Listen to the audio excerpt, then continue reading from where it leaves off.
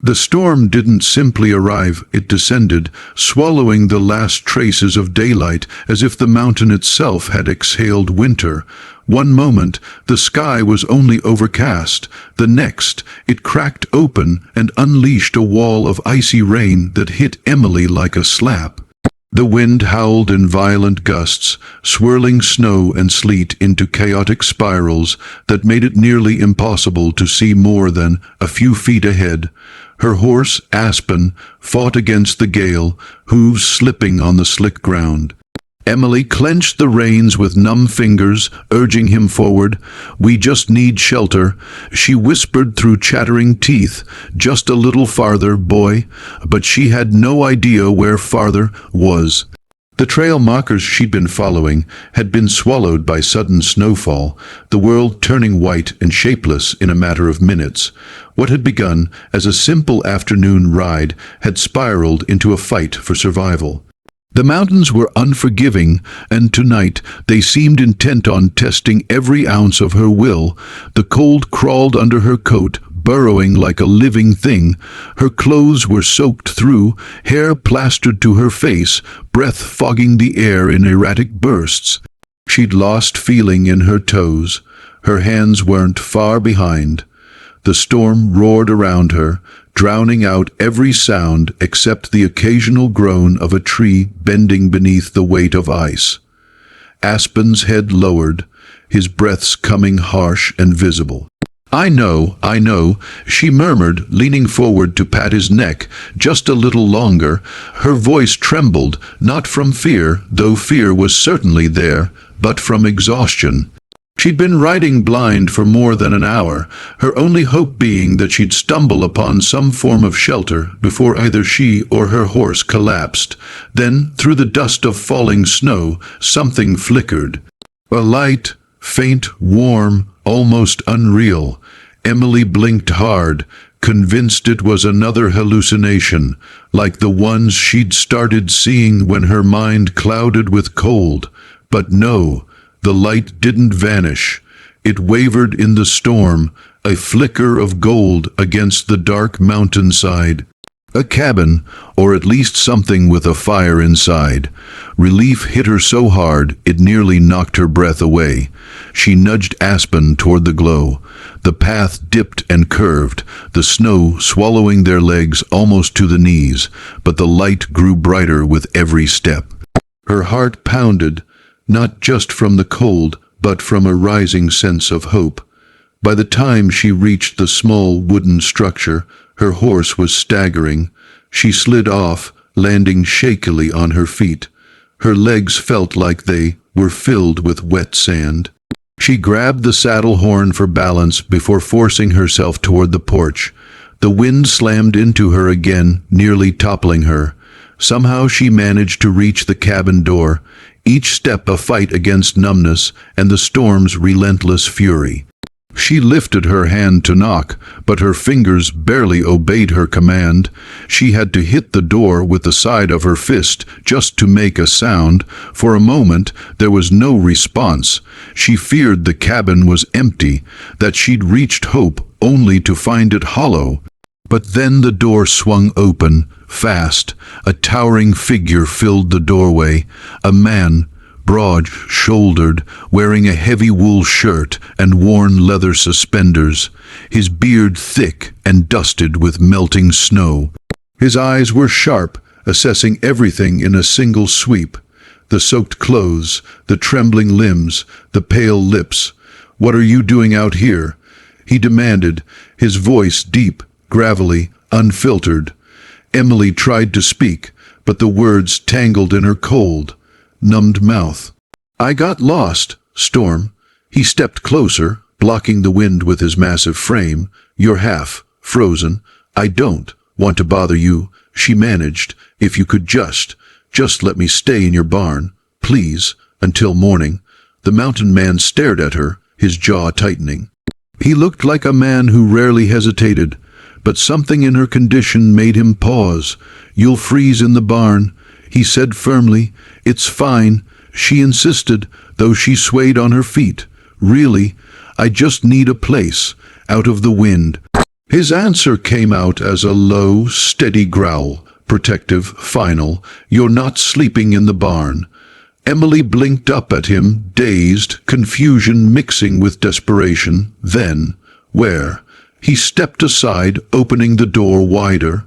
Warmth spilled out, golden firelight, the smell of pine wood and something comforting. Inside looked like another world entirely. "Get in," he ordered, voice leaving no room for argument, "before you drop." Emily hesitated only a second before stepping into the warmth, into the cabin, into his world. Her fate now tied to the mountain man who'd just saved her life. Inside the cabin, the world shifted instantly. The storm's brutal howl became a muffled growl behind thick log walls, and a wave of warmth wrapped around Emily like a heavy blanket. Her knees wobbled with the sudden change in temperature. She clutched the back of a wooden chair to steady herself. Everything in the room glowed with fire, light amber, soft, alive. The mountain man shut the door with a firm thud, sealing out the freezing darkness. For a moment, he simply stood there, studying her in the dim light. His presence filled the space. Broad shoulders, hands roughened by years of work, eyes sharp but not unkind. He looked like someone who belonged to the mountains the way trees and stone did. "Sit," he instructed, pointing to the chair nearest the fire. His tone wasn't harsh, just absolute, like he didn't expect people to argue with him, and rarely had to. Emily obeyed, dropping into the chair as warmth radiated from the fireplace, crawling up her arms and across her chest. The heat stung at first, prickling her skin as it thawed. She pulled the wool blanket. He tossed her around her shoulders, letting out a shaky breath as she felt sensation return to her fingertips. The man crouched by the fire, adding thick logs with practiced ease. Sparks snapped upward, dancing against the stone hearth. "Name?" he asked without turning around. "Emily," she managed. Her voice sounded small in the cavernous quiet. "Emily Hart." He nodded, standing and brushing ash from his hands onto his pants. "Jonas." Just the one name, spoken like it was enough. Jonas walked to a shelf, grabbed a tin cup, filled it with steaming herbal tea from a pot near the fire, and handed it to her. She wrapped both hands around it gratefully. "Storm's not letting up tonight," he said, glancing at the frosted window. "Maybe not tomorrow either." Her heart sank. She'd hoped she could be gone by sunrise. She hated bothering people, especially strangers. Especially strangers who looked like they could lift an ox with one arm. "I really don't want to impose," she said softly. "I can sleep in the barn. I've slept in worse places." Jonas's head snapped toward her. His eyes narrowed, not in anger, more like disbelief, and something else, worry. "You're shaking so hard you can barely hold that cup," he said. "You think I'm letting you out there?" Her breath caught. No one had spoken to her like that in years, with that kind of authority wrapped around concern. "I don't want to be trouble," she murmured.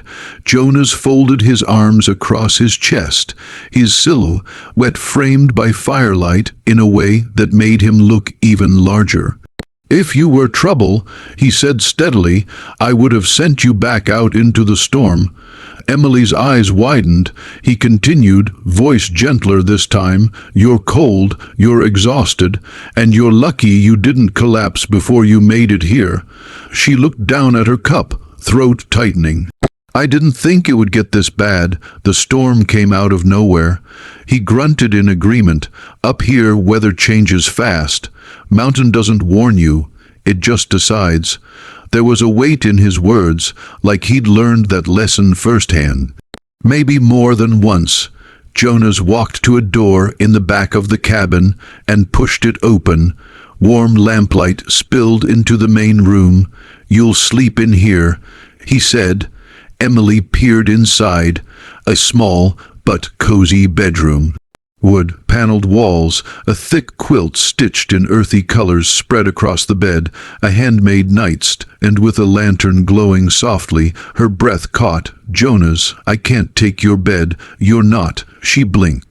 Then where are you sleeping? He held her gaze without flinching. Next to you. Her chest tightened so fast she forgot to breathe. I don't even know you, she whispered. That's fine, he said. You'll get to know me. Something in the way he said it wasn't a threat. It wasn't an offer either. It was simply truth.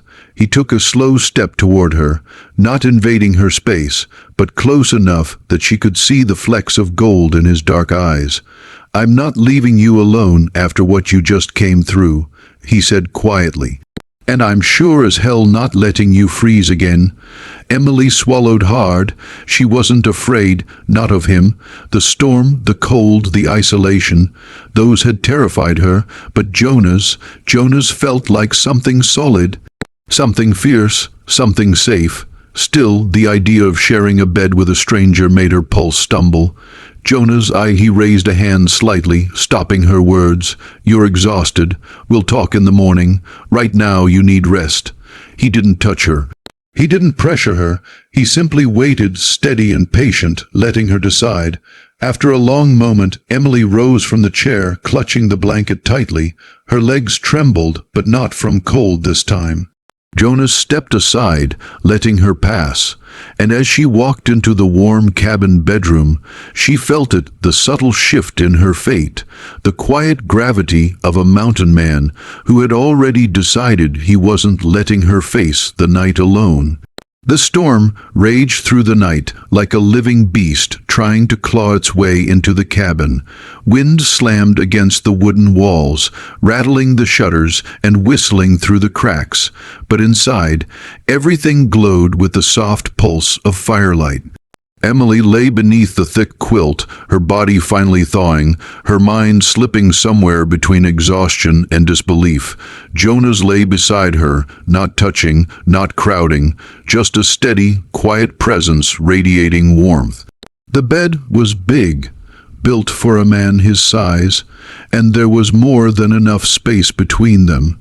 Yet she could feel him there, like a protective force, like a shield she didn't realize she needed.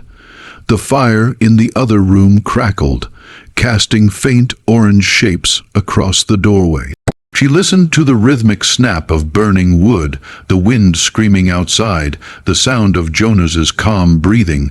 She'd never felt anything like this mix of fear and safety.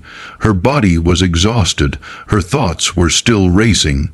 Jonas, she whispered into the dim room, unsure if he was awake.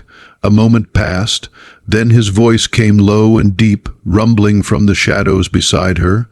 Yeah, she swallowed. I really didn't expect anyone to open the door tonight. You were half frozen, he said simply. There wasn't a choice. Emily turned her head on the pillow, watching the faint outline of him, broad shoulders, hair loose now, falling around his face. He seemed carved from the same wood as the cabin, solid, rooted, unmovable. But most people wouldn't have helped, she whispered. I've met people who would have pretended not to hear me. He shifted slightly, just enough for his silhouette to move. I'm not most people. There was no arrogance in the way he said it. Just truth. Silence settled again, gentle as the blankets. Emily tucked the quilt closer to her chin. I thought I was going to die out there. Her voice cracked, surprising her. I kept telling myself that if I could just find shelter, I'd be okay. And then I saw the light inside your cabin and... She stopped, her throat tightening. Jonas didn't say anything. He didn't interrupt. He simply listened, and it was oddly comforting to be listened to by someone who spoke so little. After a moment, he said quietly, Storm almost took you, but it didn't. You fought your way here. She let out a shaky breath, staring at the ceiling. Did you ever get caught in a storm like that? Once, he answered, years ago. Lost my dog, nearly lost myself. His voice lowered. The mountains don't play favorites. They take whoever isn't prepared. Emily's heart squeezed. His tone wasn't dramatic, it was factual, a memory carved into him like a scar. Maybe that was why he reacted the way he did when she mentioned sleeping in the barn. Is that why you wouldn't let me stay outside? She asked softly. Jonas turned his head toward her. The cabin was dark, but she could feel his gaze. Yes, she swallowed. Thank you, really. He exhaled through his nose, a sound that was almost a sigh, almost a laugh. You don't have to thank me. I did what anyone with a conscience would have done. But you didn't just let me in, she murmured. You gave me your bed. You stayed beside me. I wasn't going to leave you alone, he said, his voice suddenly firm, almost protective. Not after what you came through. Not while the storm's still out there trying to break the cabin apart. Emily's pulse fluttered. Jonas continued, quieter now. And I told you, you're safe here. Safe. The word hit her deeper than she expected. She turned on her side, hugging the quilt, facing him even though she couldn't see him clearly. His presence was warm, grounded, steady. Jonas, she whispered again. If the storm gets worse, if it gets louder, is it okay if I come a little closer? For the first time, she heard him hesitate, just for a moment. Then he shifted toward her, the bed dipping slightly beneath his weight. Emily, he said softly, you don't have to ask me that. A warmth spread through her chest that had nothing to do with the fire. The bed moved again as she inched closer, until she felt the faintest brush of his shoulder against hers. Not a full embrace, not something crossing a line, just contact, gentle, reassuring, grounding. Jonas didn't move away, he didn't speak, but she felt his breath, steady and warm, easing some invisible tension inside her. For the first time that day, her heartbeat slowed. Outside, the wind roared like a furious animal. Snow hammered the roof. Trees bent and groaned in the dark. But inside, she was warm, safe, not alone. Her eyes grew heavy. Her body melted into the quilt, into the warmth beside her. Before sleep pulled her under, she heard Jonas murmur one last thing, almost too soft for her to catch. You're not facing the night alone anymore. And for the first time since the storm began, Emily believed it.